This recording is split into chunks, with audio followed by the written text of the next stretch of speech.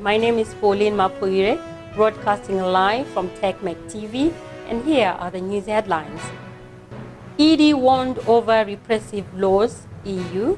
Mwonzora probed by ZRP. 6 million voters for MDCA. And Kazembe shows no emotion as Makore's weight on head and body parts. And finance, formal market has 90% of all forex, and banks claim capability to fund economy. In other news, Makandiwa loses 570 hard drives of video content to theft.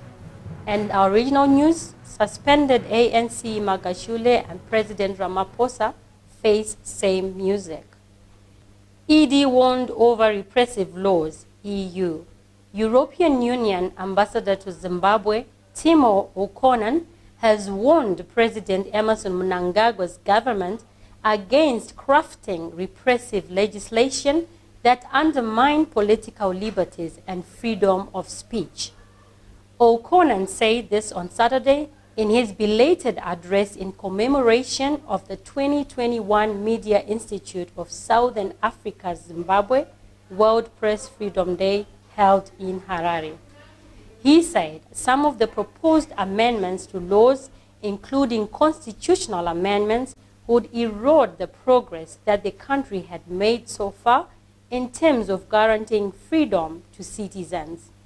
O'Connor said ZANU-PF proposed patriotic bill had the potential of derailing progress made in advancing access to information and freedom of speech by the media and citizens. Besides the progress of the legal framework, the reform agenda should adopt a holistic approach than a fragmented approach. 6 million voters for MDCA.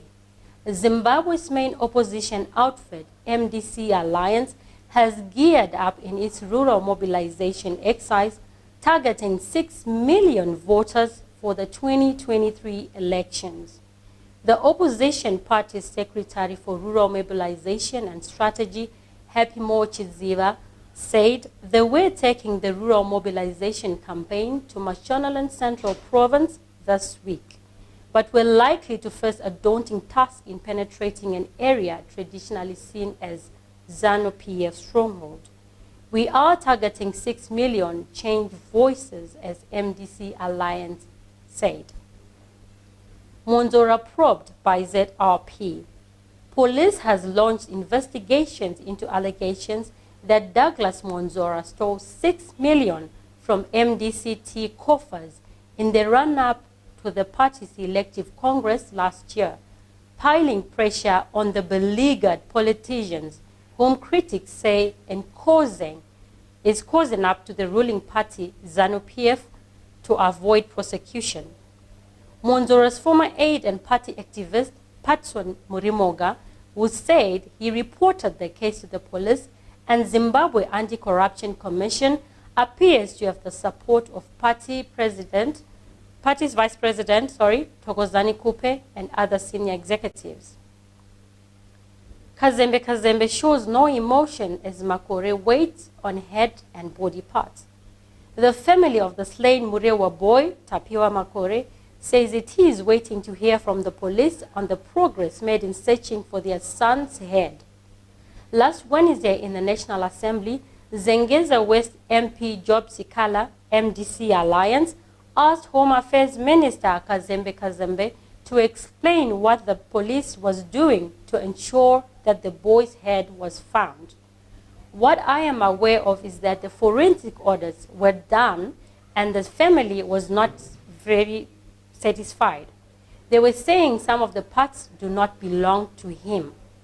The family was then free to choose their own scientists who would carry out the forensic audit. As far as the police are concerned, thorough investigations were done, Kazembe said. Formal market has 90% of all forex. About 90% of the country's foreign currency is now circulating in the formal market, thereby stabilizing the exchange rate and stimulating economic growth. Finance and Economic Development Minister Professor Mthuli Ncube said. The Sunday Mail has gathered that the foreign currency deposits in nostro accounts now sit at about 1.2 billion US dollars, while local currency deposits are 80 billion RTGS. Bank claim capability to fund economy.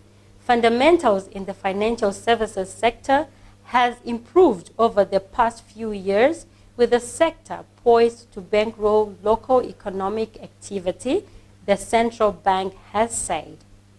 Bank failures that plagued the sector in the past were blamed on poor corporate governance, insolvency, and imprudent lending activities. High transactions cost and marginal interest rates on deposits also resulted in low market confidence.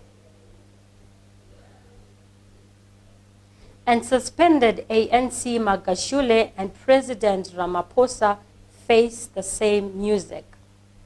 The ANC is investigating leaks on its ongoing National Executive Committee meeting.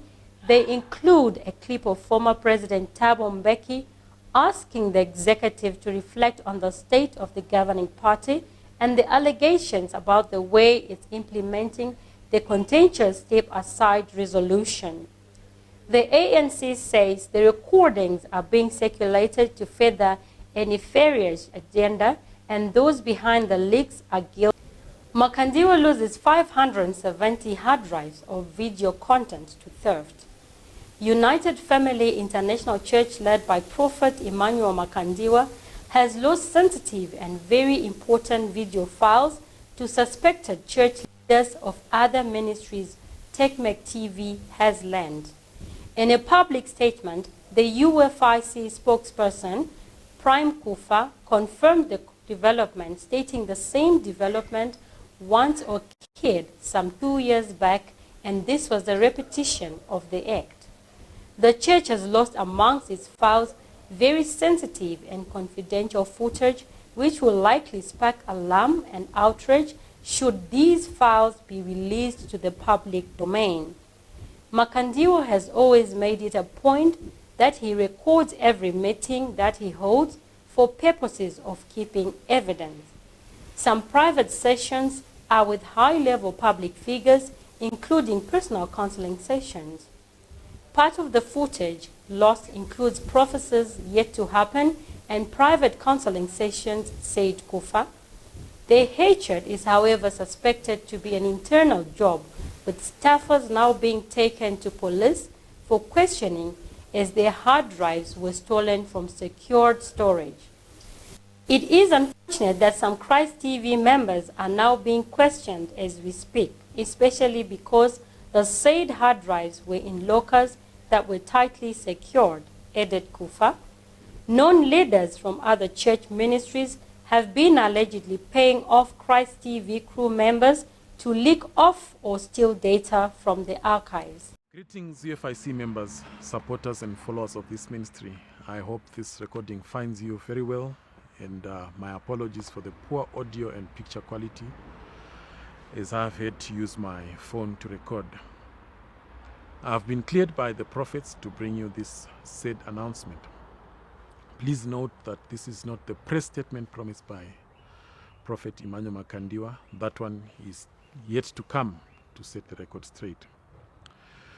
But today, because of the love that the prophet has for you, you would not want to leave you uninformed.